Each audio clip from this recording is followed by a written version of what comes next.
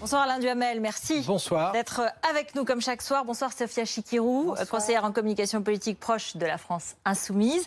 Question provocatrice parce que je sais qu'il y a beaucoup de gens qui prennent le métro, le bus ou le train ont encore du mal. Est-ce que les grévistes ont perdu aujourd'hui, Alain ? Bon, je dirais qu'il y a... Moi, je ne dirais pas qu'ils ont perdu aujourd'hui. D'abord, la grève continue, donc ils n'ont pas perdu. Tant que la grève continue, ils n'ont pas perdu. Je dirais qu'il y a à la fois un reflux et un tournant. Il y a un reflux parce qu'on l'a vu aux manifestations de samedi, même dans les chiffres de la CGT, en comparant les chiffres de la CGT de samedi au jour précédent. On le voit en ce qui concerne les grévistes et on le voit aussi dans l'incapacité, alors que c'est le mot d'ordre souvent des fins de conflit, à étendre le débat dans le secteur privé. Et pour l'instant, ça ne se passe pas. Donc, il y a un reflux. Mais je ne dis pas que c'est le point d'arrivée. Et il y a un tournant. Le tournant, c'est évidemment le fait qu'il y ait eu ce compromis sur l'équilibre financier. Mais ce qui, moi, me paraît le plus important à travers ça, c'est qu'à partir de maintenant, on va commencer à parler de deux choses. D'une part, des améliorations concrètes sur toute une série de sujets qu'on connaît par cœur. On a la liste. Et là-dessus, il y aura un débat au Parlement, en plus, qui va commencer le 17 février. Évidemment, chacun va vouloir s'en attribuer le mérite. Bon, et d'autre part, qu'on va enfin pouvoir commencer à parler de ce dont on ne parle pas en réalité, c'est-à-dire de la réforme des retraites. Parce que quand on parle de l'équilibre financier, c'est pas la réforme des retraites. Sophia, d'accord avec vous, Sophia Chikirou. Bah oui, c'est la vérité, mais j'essaye en général. Alors, les grévistes sont-ils perdants ou ont-ils perdu une manche? C'est vraiment une question provocatrice et je pense qui n'est pas vraiment dans le débat en réalité d'aujourd'hui, parce qu'une vingtaine de professions, j'en ai fait la liste cet après-midi, il y a une vingtaine de métiers qui sont en grève dans tout le pays. On a vu les avocats aujourd'hui, mais moi j'ai dans la liste les pilotes d'hélicoptères de la sécurité civile, les orthophonistes, les cantiniers, les agents d'entretien, les gaziers, les dockers, bien sûr, les portuaires. Donc c'est pas une réforme qui touche, une grève qui ne concerne que les cheminots ou les conducteurs RATP déjà. Alors à Paris, mais évidemment, et en l'impact de leur grève à eux, il est beaucoup vous plus verrez important. l'impact de la grève des personnels de l'aviation, s'ils s'y mettent, vous allez le ressentir. Les profs, la crèche qui est en grève demain, tout le monde le ressent. Enfin, ce sont des choses que si on ressent quand on est concerné, évidemment. Tout le monde ne l'est pas sur les plateaux de télé, mais quand on est concerné, si, les sur les intermittents transports, en grève... franchement, tout le monde est concerné. Ça, c'est vrai. Mais l'école, sur la crèche, ça dépend de l'âge des parents, c'est tout. L'éducation, les professeurs, etc. Voilà, tout le monde est concerné par... Donc, le mouvement, la grève, moi, j'ai envie de vous dire qu'aujourd'hui, elle voit des renforts. Aujourd'hui, il y a eu des annonces, des préavis déposés. Donc, il y a des renforts qui s'annoncent pour les grévistes. Ouais. Et deuxièmement, j'ai envie de vous dire, si on voulait parler de perdants, gagnants dans cette bataille, moi, j'ai envie de dire, vraiment, ce qui est frappant, c'est la défaite morale de ce gouvernement et d'Emmanuel Macron.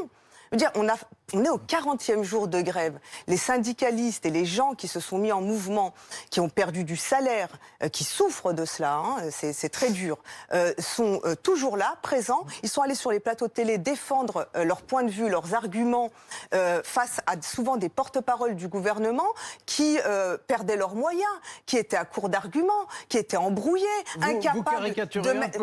incapables de mettre en face de leurs propos une réforme claire et nette et compréhensible par tous, un simulateur. Enfin, la défaite morale est totale. Et surtout, Emmanuel Macron viole une de ses promesses de campagne, qui était de ne pas reculer l'âge de départ à la retraite. Alors, vous pouvez attendez, c'est provisoire. Il y a un mot quand même qui semble vous échapper à tous, c'est le mot provisoirement. On n'est pas complètement stupide. Non, je n'ai pas dit ça, mais c'est un mot qui est très important. Et même, on sait lire. Et en ce qui concerne le qualificatif de provisoire, on ne parle que de ça depuis samedi. Alors, faut pas nous dire qu'on n'a pas remarqué, franchement. Dans ce cas-là, vous êtes d'accord avec moi que la défaite morale est totale pour Macron et son gouvernement. Je suis d'accord avec vous sur un point, c'est que je crains beaucoup, mais pour tout dire, je crois beaucoup que le résultat de ce conflit, qui est quand même un conflit atypique par sa longueur, et par le fait qu'il y a eu un moment où tous les syndicats étaient partants, ce qui d'ailleurs est logique quand il s'agit d'une réforme aussi vaste que la réforme des retraites qui concerne tout le monde.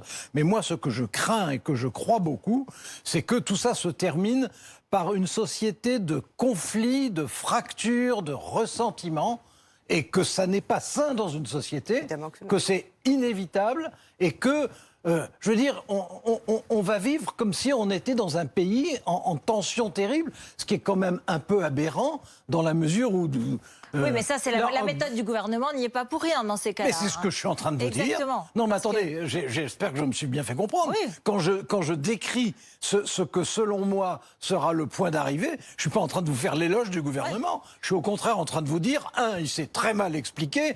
Deux, de lui-même, il a déplacé le débat à l'équilibre financier et pas sur les retraites, alors qu'il était question des retraites, et que la question de la réforme des retraites, c'est intéressant. Mais quelles sont les conséquences politique. Alors on voit Jean-Luc Mélenchon partout, chaque jour effectivement, il est sur un entrepôt de grévistes, il vient soutenir, aujourd'hui il a une expression forte, c'est un attentat à la démocratie sociale, je vous admire. Vous savez de quoi il parle quand il dit ça? Oui. Il faut quand même dire aux gens de quoi il s'agit. Un texte de loi va être présenté avec des trous. Oui. Donc les gens, les députés vont voter un texte de loi avec des trous, donc un chèque en blanc comme ça donné au gouvernement et au président de la République. Non, on ne sait pas ce qu'on vote. Ça ne sera pas un chèque en blanc parce qu'il faudra combler les trous. D'accord, il faudra combler après la conférence, etc. Sauf que le projet aura été déjà adopté. Ah non, ça, je vous promets que non. Les trous devront impérativement être comblés avant le vote.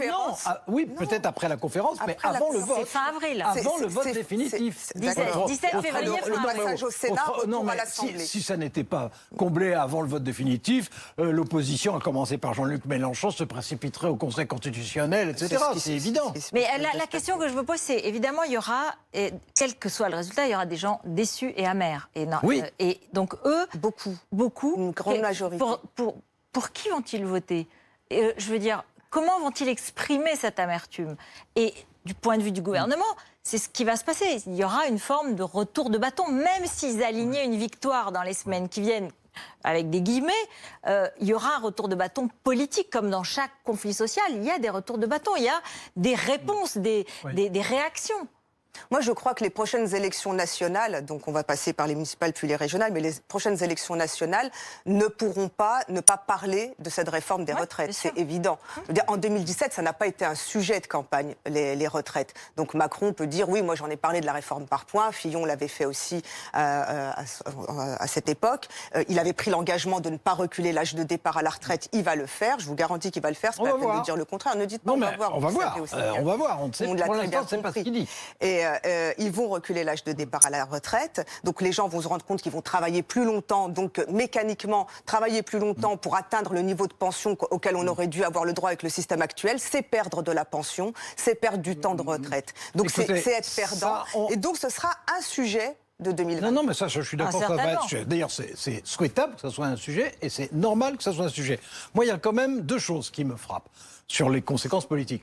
La première, c'est que alors que depuis 3 ans, on disait l'alternative politique, le combat politique, c'est un combat singulier entre Emmanuel Macron et Marine Le Pen. Eh ben non. Là, on voit que c'est la gauche et les syndicats contre le gouvernement. C'est très différent et ça veut dire quelque chose. C'est en tout cas tout à fait différent des 2 premières années et demie. La deuxième chose, c'est que c'est évident que ce qui est en train de se passer aujourd'hui, au moment des élections municipales, même si les élections municipales ne sont pas les plus politiques de la Terre, ça peut avoir qu'un seul effet négatif, évidemment, pour le gouvernement. Donc, forcément, électoralement, à court terme, il sera perdant. Au moment de la vraie élection, comme d'habitude, qui sera l'élection présidentielle, je n'en sais rien parce qu'à ce moment-là, la réforme des retraites, elle sera entrée en vigueur. Très progressivement, on le sait très bien, il faudra 30 ans. Mais elle sera entrée en vigueur. Elle aura été adoptée, en tout cas. Et là, bon... Eh ben, on verra ce que les Français décideront à ce moment-là. C'était le retour de la gauche sur cette réforme des retraites, sur cette bataille des retraites? Moi, je crois que ça remonte un peu avant. Le fait que Macron se soit droitisé, c'est-à-dire qu'il s'était fait élire en étant ni droite ni gauche, ou droite et gauche en même temps, tout était en même temps. Là, il a choisi une orientation, il a droitisé sa politique, il s'inscrit dans un camp. Les électeurs ne se trompent pas. Pas sur la réforme de la retraite par points. Ça n'est pas dans sa nature de droite. On peut dire c'est bon ou c'est mauvais, mais dans sa nature, on ne peut pas dire c'est une réforme de droite, ça. Je ne sais, pour moi, c'est une réforme en tout cas qui met un terme au système de solidarité qui faisait qu'on n'était pas concerné seul face à sa retraite. Non. C'était une affaire générale. Aujourd'hui, la retraite par points, vous êtes seul face à vos points. C'est comme avoir une carte de fidélité. Est-ce que j'ai assez acheté au magasin Intel? Est-ce que j'ai suffisamment de points pour m'acheter ça? C'est la carte, j'ai pas envie de citer la marque, mais vous savez, oui, c'est pas la pareil quand on a ses trimestres. Voilà. Quand on travaille, non, c'est pas la même chose. Mais ce que je comprends pas, vous avez un système où vous pouvez valider des trimestres sans les avoir complètement faits, etc. Non, mais ce que je ne comprends pas quand il s'agit de quelqu'un d'intelligent comme vous, c'est que vous regardiez. Ben non, je suis peut-être pas trop flatteur, je suis peut-être simplement objectif. Sur ce point. Ça aussi, c'est très flatteur. Que vous soyez sur ce point. Mais ça signifie peut-être simplement que la réforme par points, ça va être un système nouveau dans lequel chacun va être responsabilisé, dans lequel chacun va pouvoir choisir. Ben si, c'est l'idée. C'est pas nouveau, c'est l'idée. Mais attendez, et j'en arrivais à un point, et tout le monde a l'air de dire, mais c'est le mystère absolu, on ne sait pas ce que ça va donner, on fantasme, vous allez avoir peur, alors qu'il fonctionne en France pour les retraites complémentaires du secteur privé. Je veux dire, Suède, ils ont adopté la réforme par points en 2002. En 20 ans, doublement de la pauvreté des retraités. Doublement. Ils ont doublé le nombre. En France, grâce à notre système actuel, on est à 8% de pauvreté des retraités. Et je vous garantis que la retraite par points dans 20 ans, ce sera le doublement des pauvres dans ce pays. Ça, c'est parce que vous êtes une visionnaire. Non, c'est parce qu'il y a des exemples. Tirez-en des leçons. Non, mais vous ne pouvez pas me dire le contraire. Agir Carco fonctionne très bien. C'est le régime complémentaire du privé. Du privé. Merci beaucoup. Merci, c'est Alain Marchal tout de suite pour 20h Politique.